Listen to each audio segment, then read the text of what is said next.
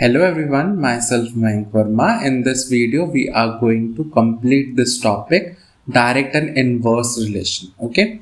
So हमने previous two topics में ये पढ़ा था कि अगर मैं direct की बात कर रहा हूँ, that means my ratio should be same. Ratio के बारे में बात करते थे. जब हम inverse के बारे में बात करते थे, तब हम क्या करते थे? Product should be same. Okay? Now let's do these questions to understand more about it. Okay? So direct relation में क्या होता था? अगर एक चीज बढ़ रही है तो दूसरी चीज भी बढ़ेगी, और अगर एक चीज घट रही है तो दूसरी चीज भी घटेगी. एंड इनडायरेक्ट में क्या होता था? अगर एक चीज बढ़ रही है तो दूसरी चीज कम होगी, और अगर दूसरी चीज बढ़ रही है तो पहली चीज कम होगी. Okay? Now let's see this question. Ramit can finish his work in 25 days, working 8 hours a day. If he wants to finish the same work in 20 days, how many hours should he work in a day? देखिए, जो रमित है वो 25 days में काम खत्म कर रहा है अगर वो 8 आवर्स 8 घंटे प्रतिदिन काम करता है. यहाँ पे हम टेबल बनाते हैं, days and hour per day. Okay, 25 days में काम खत्म होता है अगर वो 8 आवर्स पर डे दे. अब उसे कितने दिनों में काम कंप्लीट करना है? 20 डेज में काम कंप्लीट करना है, तो उसको कितना आवर वर्क करना पड़ेगा per day? So let's say this is x. Okay, so now see, अगर ज़्यादा काम करेगा पर डे, सो कम दिनों में काम खत्म होगा, राइट? और कम काम करेगा तो ज़्यादा दिनों में काम खत्म होगा. So this is inverse. So that means their product should be same. So 25 times 8 should be equals to 20 into x. So x की वैल्यू कितनी आ जाएगी? 25 into 8 upon 20. Okay? So 5 के टेबल पे काट देते हैं. 5 5 25, 5 4 20, 4 2 8. I will get 10. So 10 hour per day अगर वो काम करेगा Amit, then he will able to do the work in 20 days. Okay? चलो नेक्स्ट क्वेश्चन देखते हैं. Now Udit can complete his work in 10 days. What amount of work will be completed in 8 days? देखिए, 10 दिनों में काम को खत्म कर रहा है उदित, तो 8 दिनों में वो कितना काम कंप्लीट कर लेगा उस वर्क का? ज्यादा दिन होंगे तो 10 दिन है तो पूरा काम होगा, 8 दिनों में कम काम होगा, तो कम डेज में कम काम, ज्यादा दिनों में ज्यादा काम. That is direct. Okay, so first let's make a table. So work and days. So कितना वर्क? 1 वर्क वो 10 डेज में कंप्लीट कर लेता है, तो x वर्क होगा 8 डेज में. We need to find the value of x. x की वैल्यू निकालते हैं, तो क्या होगा? This is direct, that means ratio 1 upon 10 should be equals to x upon 8. So answer कितना आ जाएगा? x will be equals to 8 upon 10. कैसे करा? ये 8 को उस तरफ ले गए ऊपर, so 8 upon 10. So which is also equals to 0.8.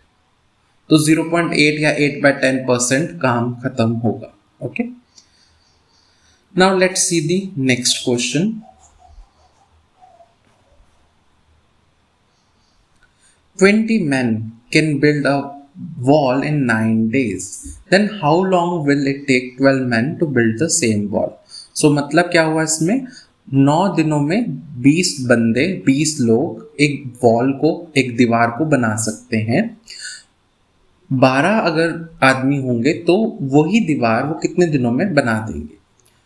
सो ज्यादा लोग कम डेज लगेंगे ना. अगर ज्यादा लेबर आ जाएगी तो कम दिनों में वो काम खत्म होगा. यस और नो?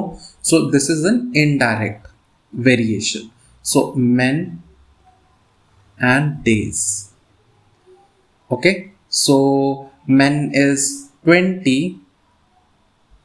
9 डेज में काम वो खत्म कर रहे हैं. सो अगर 12 men होंगे तो कितने दिनों में काम खत्म होगा? x डेज में. सो ज़्यादा दिन लगेंगे, ऑब्वियस सी बात है, right? So let's see. So product should be same. 20 into 9 is equals to 12 into x. So x will be equals to 20 into 9 upon 12. सो इसको 4 के टेबल पे काट देते हैं, 4 3 ज़ा 12, 4 5 ज़ा 20, 3 3 ज़ा 9। सो कितने दिनों में काम खत्म होगा? 15 डेज में काम खत्म होगा। Okay, now let's see the next question.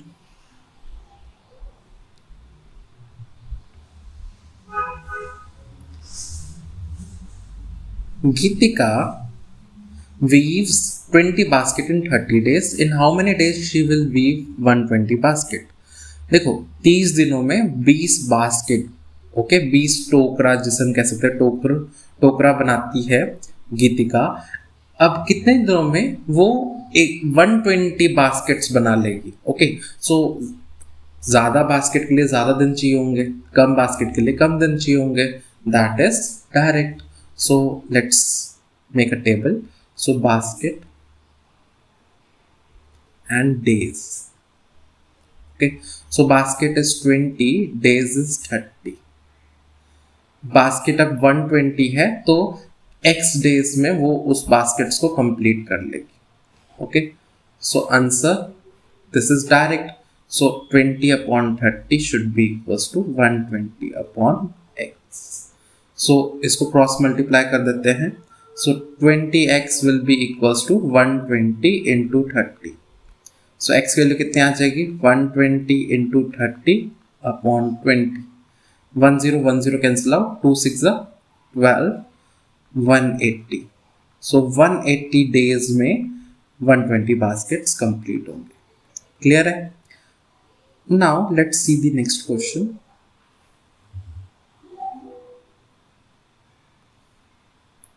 Next question में क्या है? अ ट्रेन इतने metres long running at a speed of 42 kilometre per hour, how much time will it take to pass a man standing on the platform? So देखिए, एक जो train है वो 280 metres long है। यहाँ पे समझते हैं एक फॉर्मूला है जो हम फिजिक्स में भी पढ़ते आए हैं, साइंस में, that is speed is equals to distance upon time. Okay, distance upon time.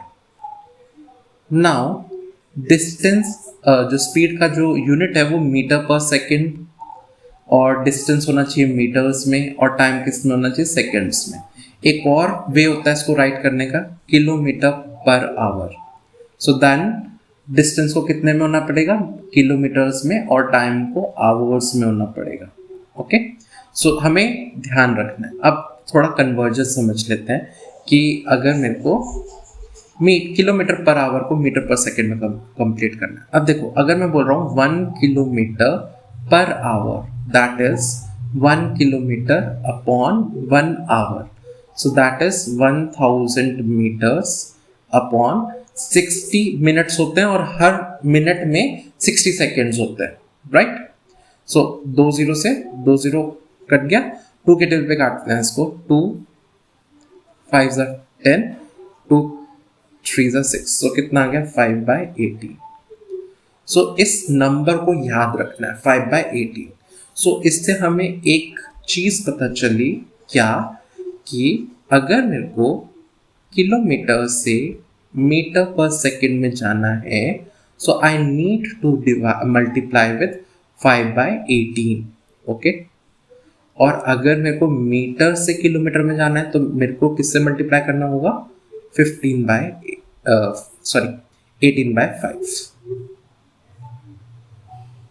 18/5। अब देखते हैं इसको रिमेंबर कैसे करें।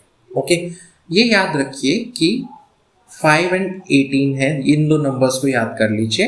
अब किलोमीटर से हम मीटर पर सेकेंड में जा रहे हैं, किलोमीटर पर आवर से मीटर पर सेकेंड में जा रहे हैं। सो बड़ी क्वांटिटी से छोटी की तरफ जा रहे हैं, छोटी की तरफ, right? So numerator should be smaller.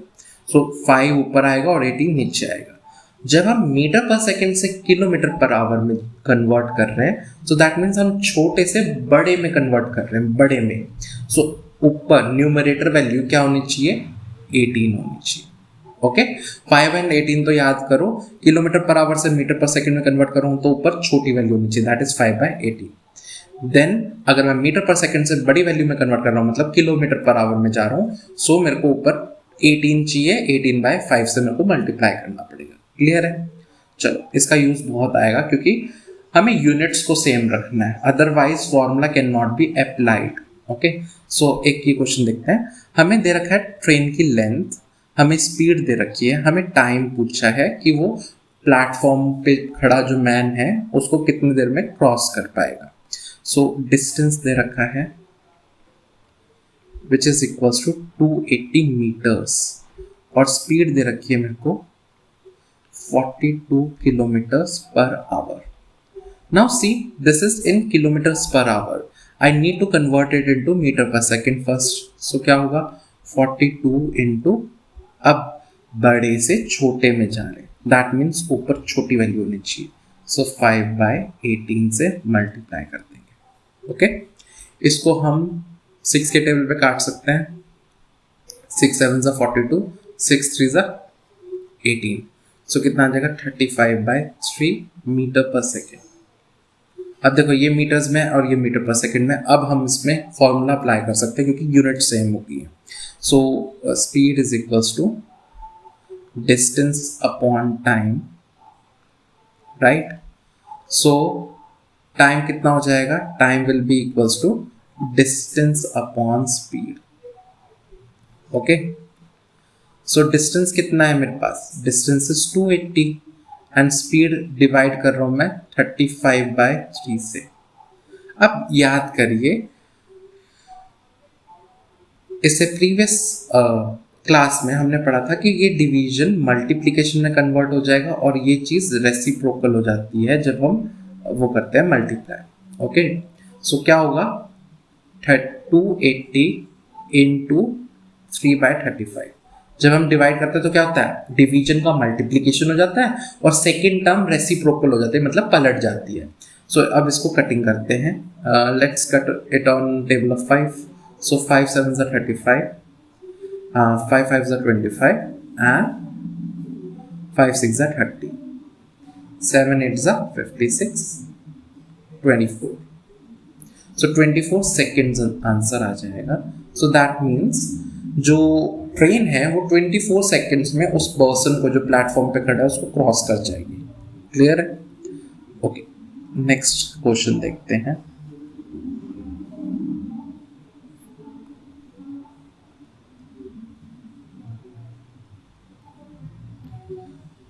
Now next question is 6th question. A train 80 meters, 350 meters long, crosses an electric pole in 28 seconds. Find the speed in kilometer per hour. So मेरे को distance दे रखा है, that is 350 meters. मेरे को time भी दे रखा है, that is 28 seconds. So speed कितनी होगी? Speed is equals to distance upon time. Okay. Now distance कितना है 350 एंड टाइम कितना है 28। अब क्या हो गया, ये मीटर पर सेकंड है, मेरे को इसको किलोमीटर पर आवर में कन्वर्ट करना है। देखो यहाँ पे लिखा हुआ है क्वेश्चन में। सो हम क्या करेंगे, इसको 350 अपॉन 28 को मल्टीप्लाई कर देंगे किससे, देखो छोटे से बड़े में जा रहे हैं, so numerator should be greater. So 18/5 से। ओके, 5 × 5, 5 7 × 35, 0 70 आ गया। और 7 के टेल पे काट लेते हैं, 7 4 × 28, 7 10 × 70 एंड 2 के टेबल पे काट लेते हैं, 2 2 × 4, 2 5 × 10, 2 9 × 80। Okay, 9 5 × 45। So 45 kilometres per our answer आ जाएगा।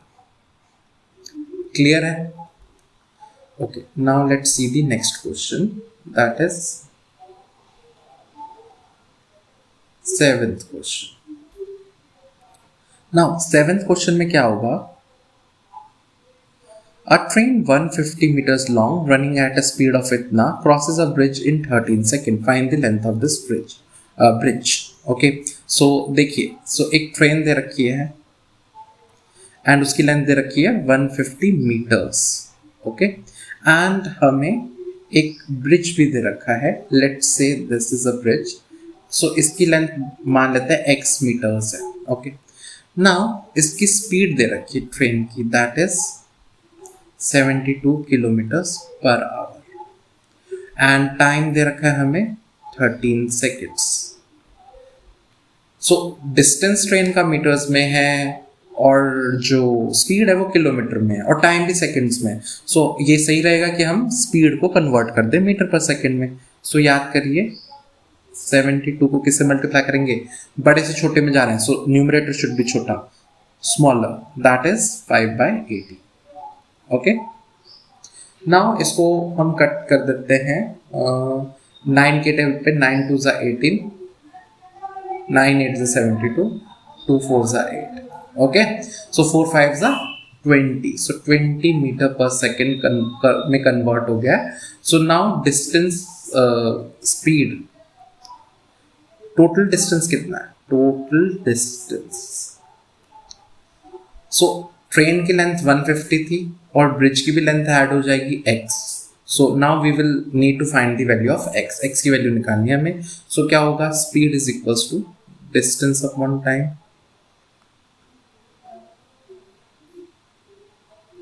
ओके, सो डिस्टेंस, स्पीड कितनी है 20, डिस्टेंस कितना है 150 प्लस x और टाइम दे रखा है 13। ओके, सो क्या हम करेंगे, इस 13 को पहले ऊपर मल्टीप्लाई कर देते हैं। So 13 2 26, 260 is equals to 150 plus x। So x की वैल्यू कितनी आ जाएगी, x will be equals to 260 minus 150। So x की वैल्यू कितनी आ जाएगी 110 मीटर्स। सो ब्रिज की कितनी लेंथ है 110 मीटर्स। क्लियर है? चलो नेक्स्ट क्वेश्चन देखते हैं।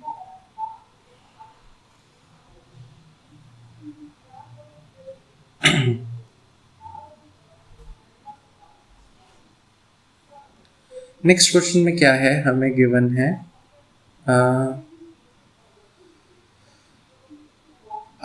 How long will a train 120 meters long take to clear a platform 130 meters long if its speed is 50 km/h। हमें स्पीड दे रखी है that is 50 km/h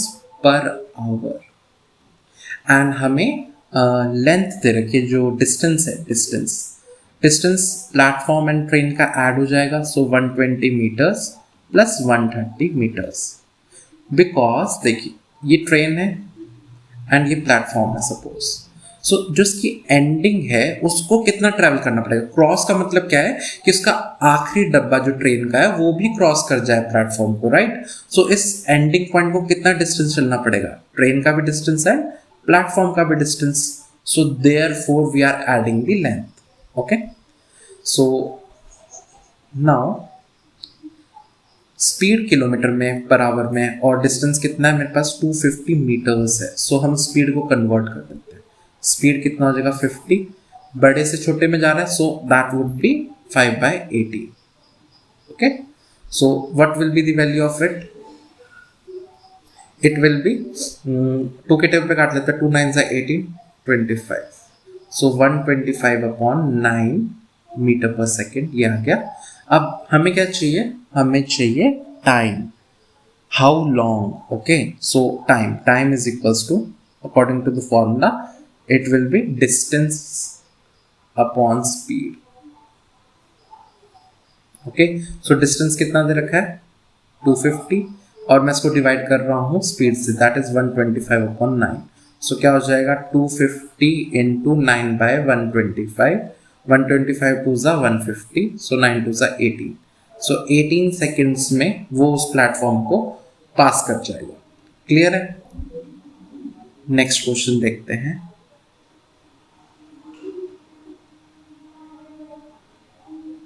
ninth question. So ninth question में क्या है given, a train 210 meters long took 12 seconds to pass a 90 meter long tunnel. Find the speed of the train.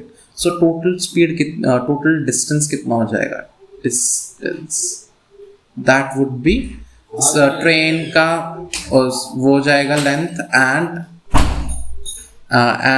Tunnel की भी length add हो जाएगी, राइट। सो 210 meters plus 90 meters।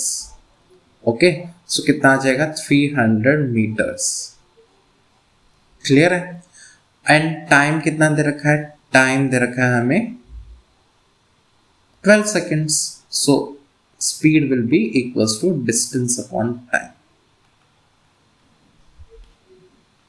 Okay, so distance कितना है 300 and time कितना है 12. Okay, सो इसको हम 4 के टेबल पे काट लेते हैं. 4 3 12, 4 7 28, 4 5 20 एंड 3 के टेबल पे भी कटिंग होगी. 3 2 6, 3 5 15. सो आंसर आ जाएगा 25 metre per second. But sometimes this is correct, ये करेक्ट आंसर है, बट कभी कभार हमें किलोमीटर पर आवर में भी पूछ लेते हैं. सो हम क्या करेंगे, इसको 25 को 18/5 से मल्टीप्लाई कर देंगे क्योंकि हम छोटे से बड़े में जा रहे हैं, राइट. सो 5 5 25 एंड 18 5 कितना हो जाएगा 90. सो इसको 25 मीटर पर सेकेंड कह लो या 90 kilometre per hour. Both are the absolutely correct answer. Okay, now let's see the 10th question.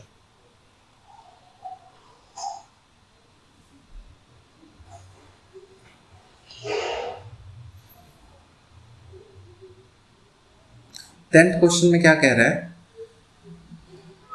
That a train 270 meters long is running at 80 km per hour. How much time it will take to cross a platform 130 meters long? So एक train चल रही है, speed दे रखी है और platform दे रखा है, तो कितनी देर में वो प्लेटफॉर्म क्रॉस कर जाएगा. सो टोटल डिस्टेंस कितना हो जाएगा, that would be 270 meters plus 130 meters. That would be ये हो जाएगा 400 meters. Now स्पीड दे रखी है इन 80 किलोमीटर पर आवर, तो इसको हम किस में कन्वर्ट करेंगे, मीटर पर सेकेंड में. सो बड़े से छोटे में जा रहे हैं तो न्यूमरेटर शुड भी छोटा. सो 80 इंटू 5 ऊपर छोटा है और नीचे बड़ा 18. सो उसको कट कर देते हैं ना, 2 के टेबल पे काट देते हैं. 2 9 18, 2 4 8 0. Okay, so 4 5 20, 200/9 metre per second आ जाएगा. अब मेरे को टाइम चाहिए, so time is equals to distance upon speed.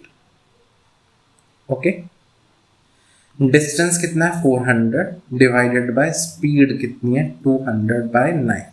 सो कितना आ जाएगा 400 इंटू 9/200. रेसिप्रोकल हो जाएगा. सो 200 2 400 एंड 9 2 18. सो 18 सेकेंड्स में वो उस प्लेटफॉर्म को क्रॉस कर जाएगा. ओके, सो कोई डाउट है?